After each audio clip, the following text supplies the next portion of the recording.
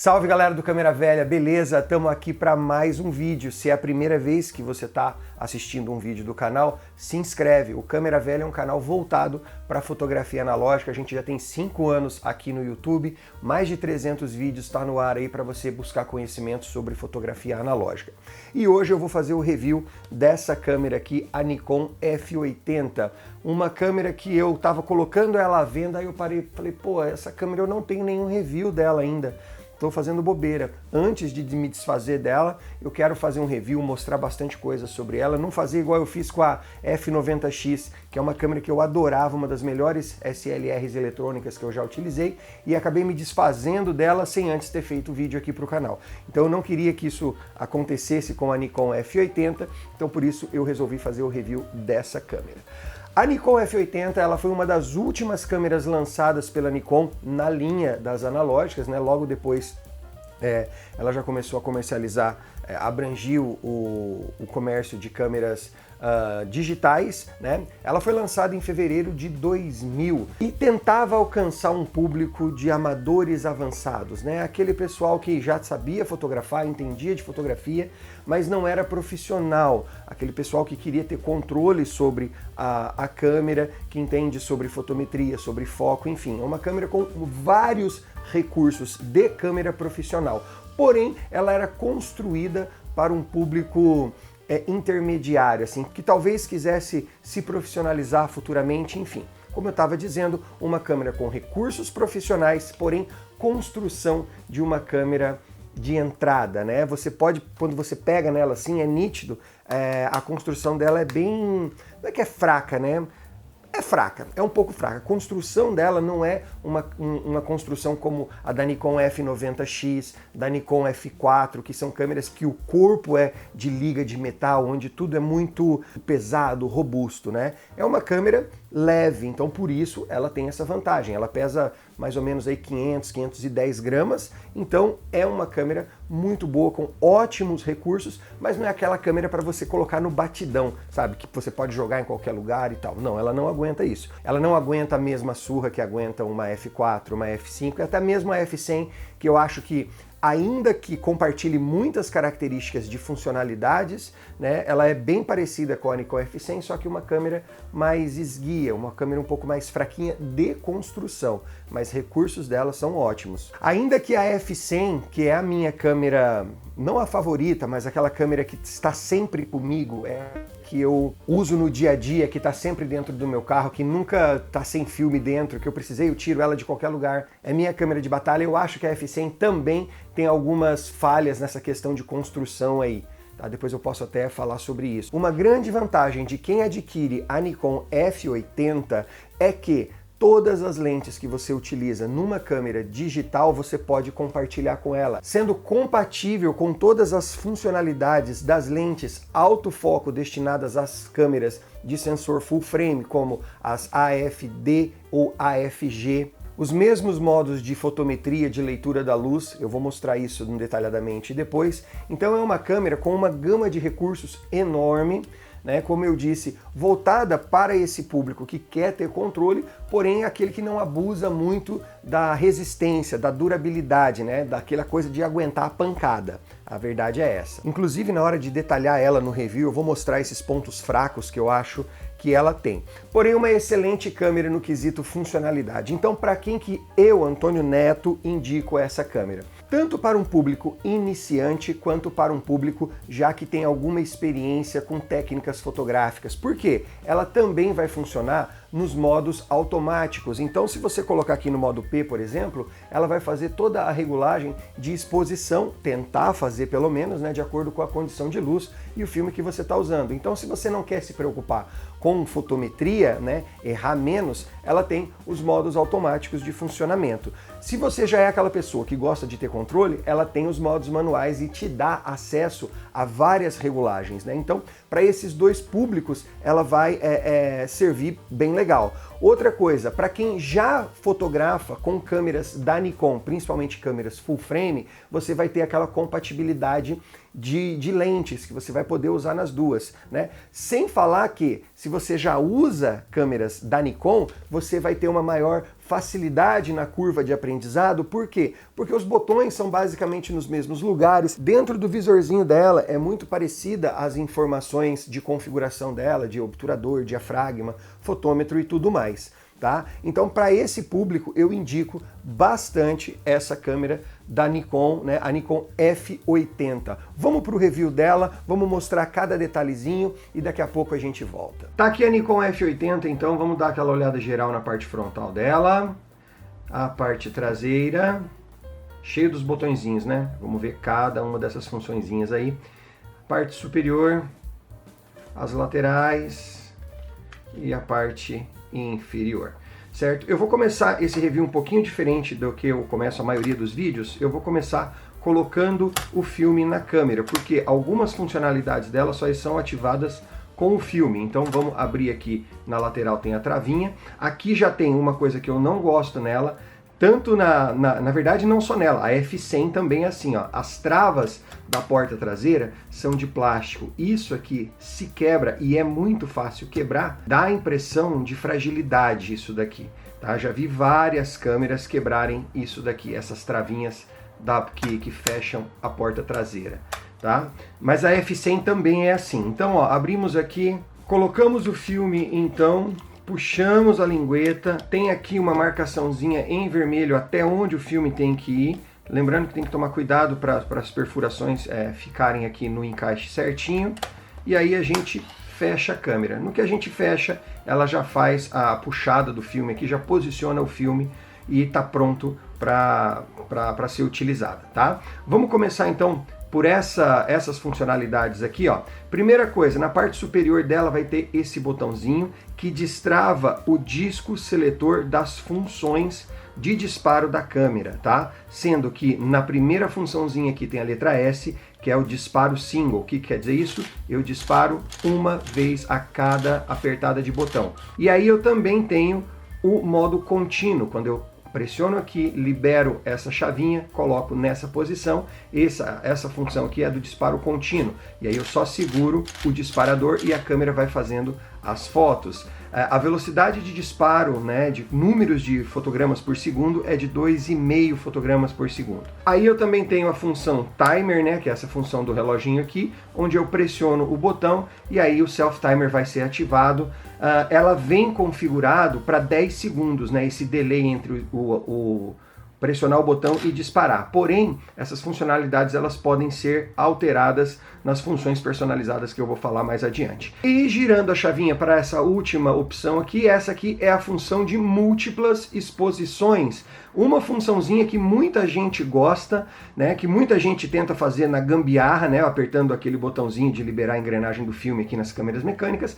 Essa daqui, por ser uma câmera eletrônica, ela já traz essa funcionalidade nativa. Mas eu tenho que tomar muito cuidado ao utilizar essa função, porque muita gente pensa que é uma função de dupla exposição. Na verdade, é uma função de múltiplas exposições. Então eu posicionei aqui nessa funçãozinha, e aí, ó, conforme eu disparo, o número aqui do contador de fotogramas, ó, ele não muda, ele simplesmente pisca. Quer dizer que eu já fiz a minha primeira exposição em cima daquele espaço do meu filme. Se eu aperto de novo, ele faz uma segunda exposição. Eu tenho uma dupla. Se eu não faço nada e aperto de novo, ele faz uma terceira exposição em cima do mesmo espaço do fotograma, do filme, né? Então eu vou fazendo várias exposições e pode ver que não muda aqui. Para eu avançar o meu filme e começar uma segunda série de exposições, eu tenho que voltar a chavinha para o modo de disparo contínuo e pressionar o botão até a metade. Agora sim, só agora que ele avançou o meu fotograma para frente. Então, se eu quero voltar a começar a fazer de novo múltiplas exposições, eu tenho que apertar de novo, voltar para lá, fazer uma, duas exposições.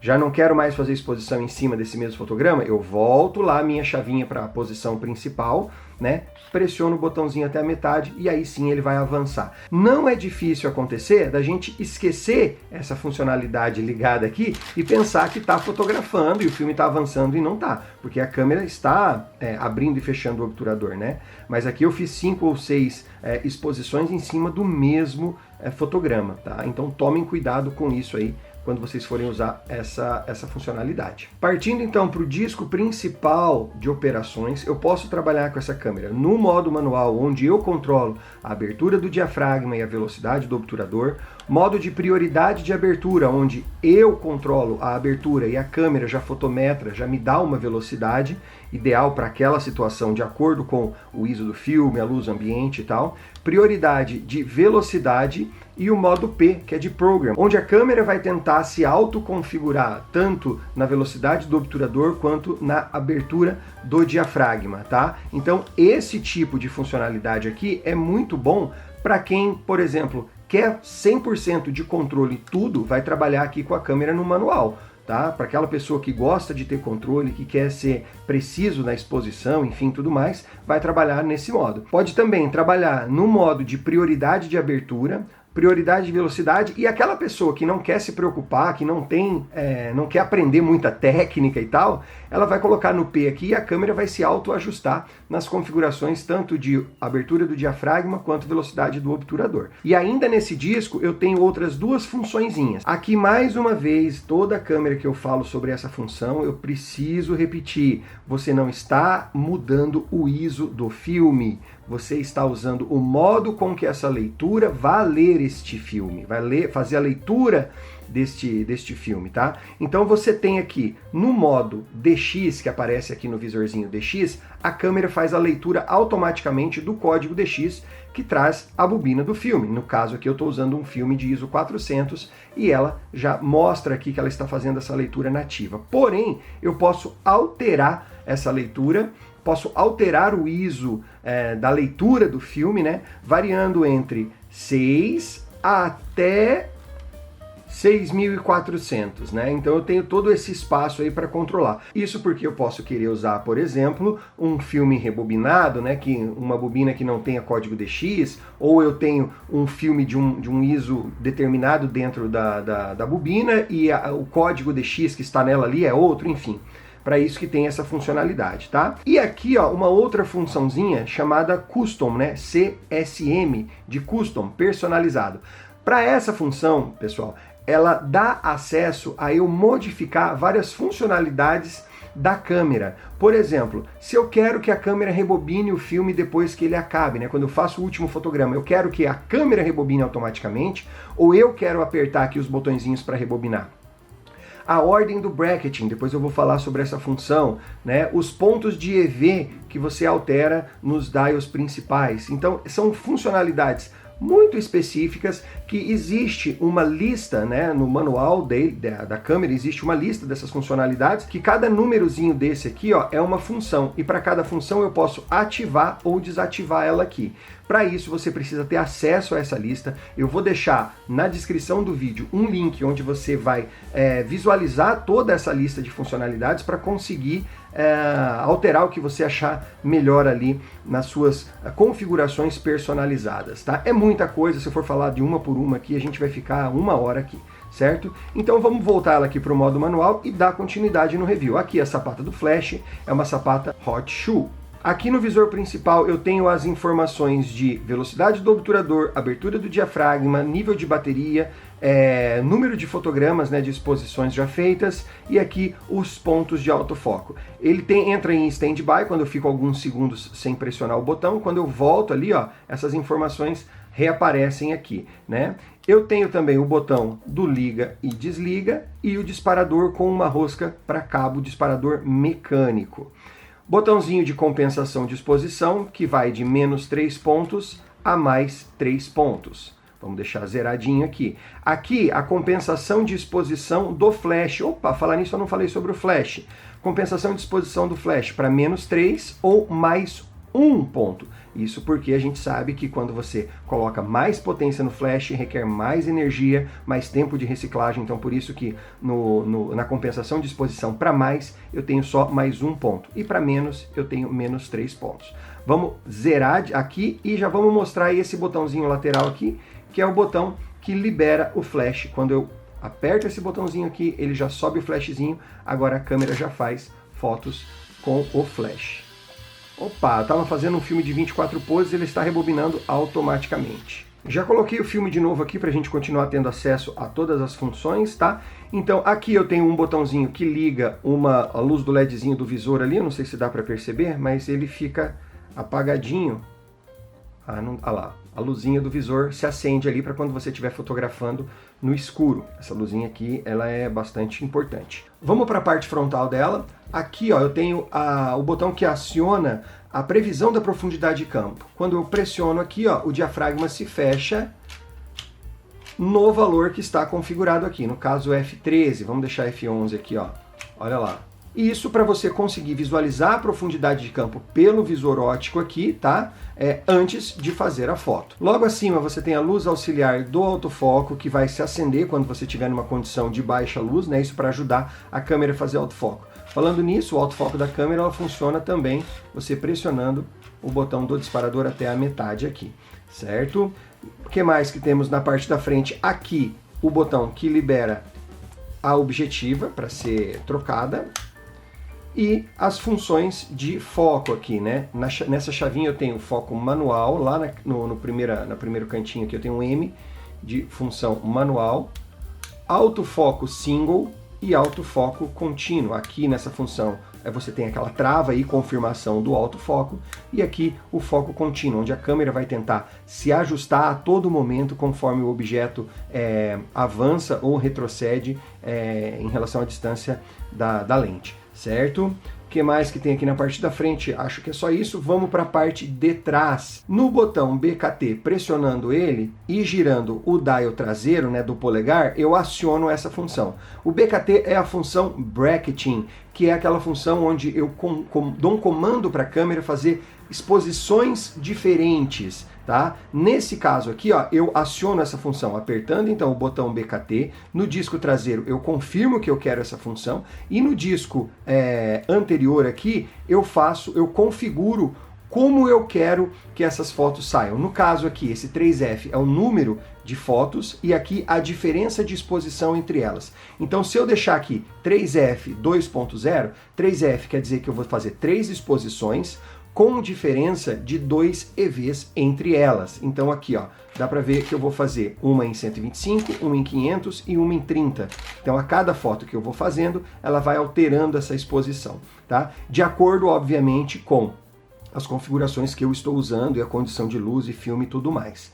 Ok? Vamos desabilitar essa função como? Pressionando o botão BKT no dial traseiro aqui, eu desseleciono essa funcionalidade, certo? Logo do lado aqui, o botão BKT, eu tenho o botão de configuração do flash. Então quando eu pressiono aqui, já vai aparecer na minha telinha aqui a função dos flash, que eu posso trabalhar com ele. Cortina traseira aqui quando aparece rear aqui atrás.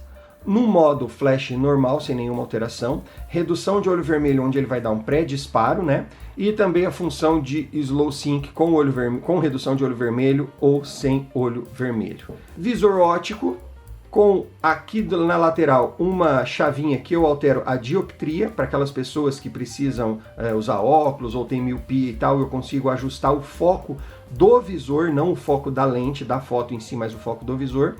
Aqui eu tenho essa chavinha que vai mudar o modo de fotometria, tá? De ponderado, matricial e pontual.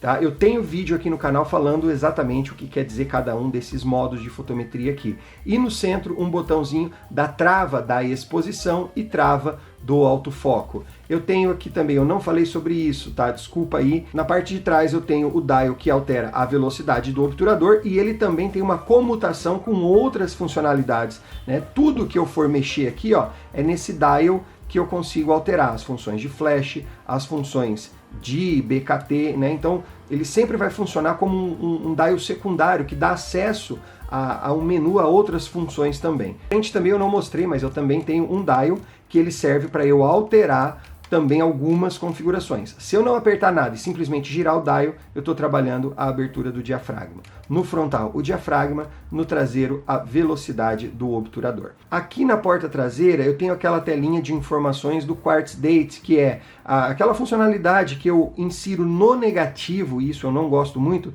as informações de datas, né? Então eu tenho aqui algumas configurações de modo, como que eu quero habilitar ou desabilitar, ou ver essas informações.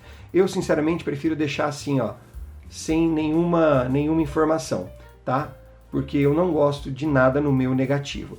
Aqui eu tenho um cursor que eu vou conseguir mudar os pontos de autofoco aqui no meu visor, tá? Eu não sei se vai dar para ver, é meio difícil, não dá. Mas assim, eu tenho, assim como nas câmeras digitais, eu tenho pontos de autofoco aqui que eu altero por este cursor aqui, né? Ela tem 5 pontos de autofoco, sendo um central e outros 4 adjacentes. E aqui, ó, eu tenho uma trava, onde eu travo essa função e eu, por exemplo, deixo o ponto de foco só lá no meio onde eu quero. E aqui eu tenho uma outra chavinha também que eu giro para cá, para a direita ou para a esquerda, que vai dar maior ou menor abrangência à área desses pontos de foco. Na parte inferior, aqui é outra coisa também que eu acho que a Nikon deu uma falhada, sabe? No compartimento de bateria. Primeiro, eu acho que eles poderiam fazer essa câmera aqui ser alimentada com pilhas AA, tranquilamente, né? Tendo em vista que você usa 2 baterias de 3 volts nos modelos CR123, você poderia tranquilamente usar 4 baterias de 1,5 volt nos modelos AA, né? Mas talvez por conta de espaço, peso e tudo mais, né? Então, pelo menos é melhor do que aquelas CR2. Eu acho, pelo menos, que é mais fácil, você consegue usar baterias recarregáveis, inclusive essas daqui são recarregáveis, né? Além de ter uma autonomia menor, as baterias CR2 são mais caras também. Então, pelo menos isso. CR123 é a bateria que alimenta essa câmera aqui, de 3 volts cada. E aqui, gente, isso aqui, olha, é uma coisa que eu acho que eu morro de medo disso aqui. Se você colocar essa câmera, apoiar ela com essa portinha aberta, é bem provável que você vai quebrar essa portinha aqui, essa trava aqui. Esse eixo é muito fraquinho, né? Então eu fico morrendo de medo de por acaso esbarrar alguma coisa aqui, porque realmente a impressão que dá é que isso aqui é muito frágil. Então tomem cuidado com isso. Uma coisa que eu acho que a Nikon falhou aqui, essas portinhas, tanto da F100 também, viu? A F100, ainda que é uma câmera um pouco melhor, ela é um pouco mais resistente, a porta, o compartimento de bateria dela também é bem frágil. Bom, gente, então eu acho que era isso. Se ficou alguma coisa para trás aí, se eu esqueci de falar alguma coisa, rosca para o tripé também, né? Tem aqui, se ficou alguma coisa para trás aí, deixem nos comentários, beleza? E é isso aí, pessoal, espero que vocês tenham gostado do review da Nikon F80. É uma câmera que eu gosto bastante, é uma câmera que eu indico bastante. Na verdade, a Nikon F75 e a F80 e a F100 tá aí nesse padrãozinho de câmeras que são muito boas de recursos. Existe uma gama enorme de recursos para você explorar nelas. E é isso que faz essas câmeras serem as preferidas de muitos fotógrafos. Lembrando que essa câmera está à venda na lojinha do nosso Instagram. Se você tiver interesse, entra lá, manda um direct para mim para você estar adquirindo esse kit aqui com uma lente 28-80 e a Nikon. E se você já é usuário ou conhece a fundo a Nikon F80 e viu que eu falei alguma coisa errada ou esqueci alguma coisa, deixa aqui nos comentários, tá? Não é muito comum eu esquecer de falar alguma coisa, de esquecer coisas importantes aqui sobre as câmeras que eu faço review, mas por isso tem vocês aí que pode ajudar bastante a gente também. Beleza, pessoal? Então era isso, um grande abraço e até o próximo vídeo.